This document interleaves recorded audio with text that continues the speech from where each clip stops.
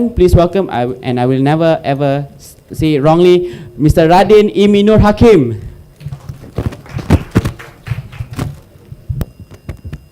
Okay, good morning.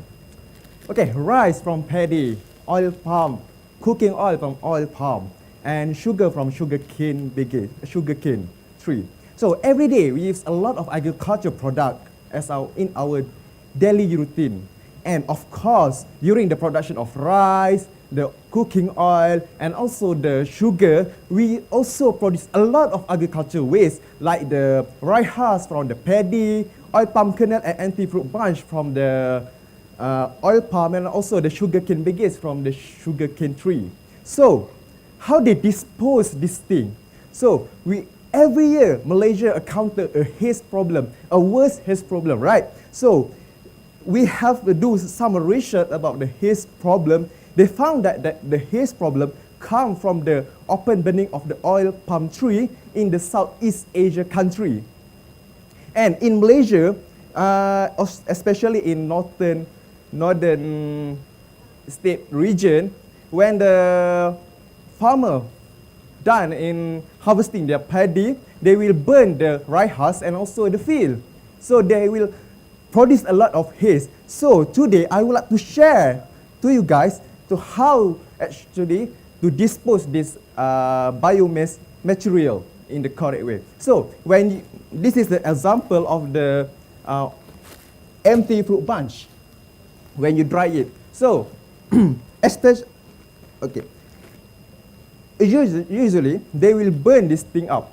So the ash is a good soil enhancer, but the problem is when you burn it in the open space, they will release a lot of carbon dioxide gas. So how about if we contain it in the vacuum with the low percentage of oxygen and heat up to 400 degrees Celsius. When you do that, this thing, the biomass, will start to decompose into three materials, which is the biochar, bio-oil, and biogas. So what is biochar, what is bio-oil, and biogas?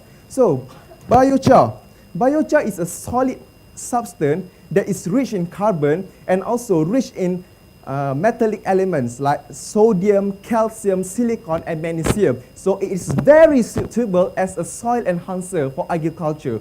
It is also rich in alkaline properties that really suitable for water filter to reduce the water acidity. So the second thing is the bio-oil. So the bio-oil is rich in tar.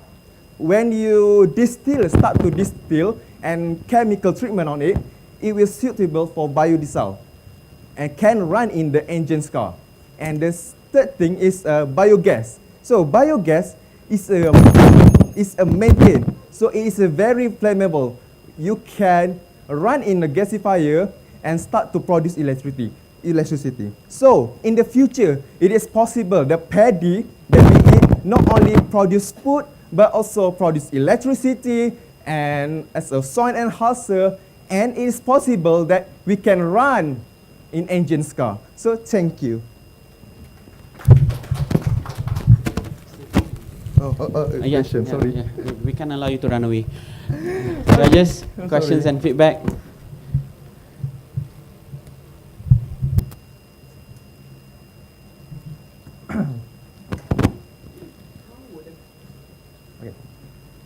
How would a consumer like me will benefit from people producing products out of what you just explained just now? Okay, actually we can try to, in Sweden for example, we learn about how they produce electricity from biomass. So we can have a cheap electricity in the future, because nowadays we use crude oil and coal to produce electricity, which is the price is very high. So how about we change it to a biomass product so we can have a cheap electricity.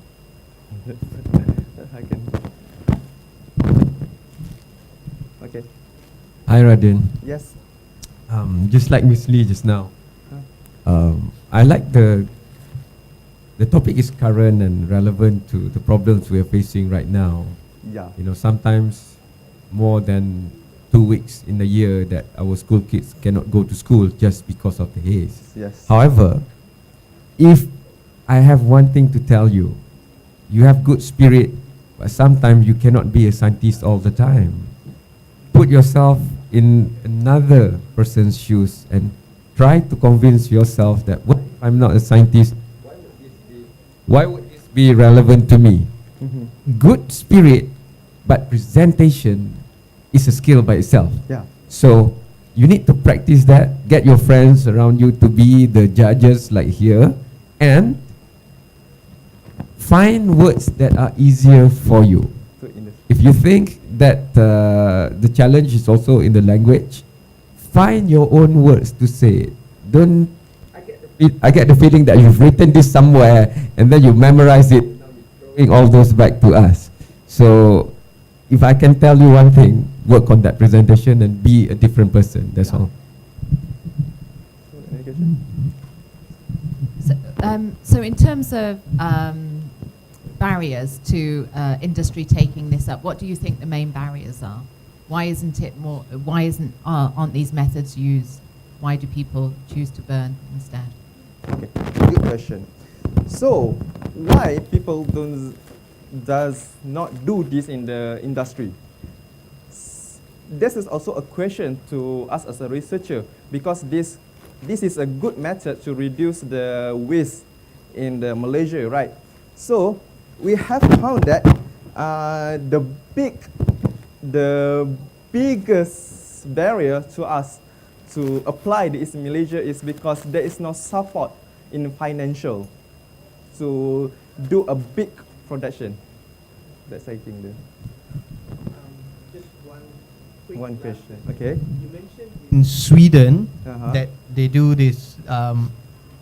They convert biomass into other products. What process do they use? They use not pyrolysis, but they use microbial production. So they use the wood residue and then mix with the biological, and the reaction between the wood pulp and also the microbial produce a methane gas. Okay, thanks. Hot and sexy MC, since you know we have lesser competitors, maybe we can allow judges a bit more comment. Yes, I've been to Sweden and a few times, and if you were to use the example of Sweden, I wish that you could, like I said, bring it to the layman level, because if we say it just like that, people would think that, you know, you have one center that distribute energy to the whole country. But the way they do it in Sweden is community based, meaning it's not a long line of grid from one center to all of Sweden, but one community have its own power generation. So if you bring that example back to Penang, how could Penang use that? Because Penang as an island is relatively smaller as compared to the rest of the country. So how can we make that sustainable on the island? Then we don't have to take electricity from the mainland. So that saves a lot of cost. So but that needs community empowerment. So you can say that, you know, you suggest for local councils, majlis perbandaran dan sebagainya. Those are the people that need. When you present, it's not just telling us what. You don't like me, right? You sabotaging me. Yeah. You can give constructive suggestions also in your comparison. So content-wise, that could have helped also. Thank you. Okay. So.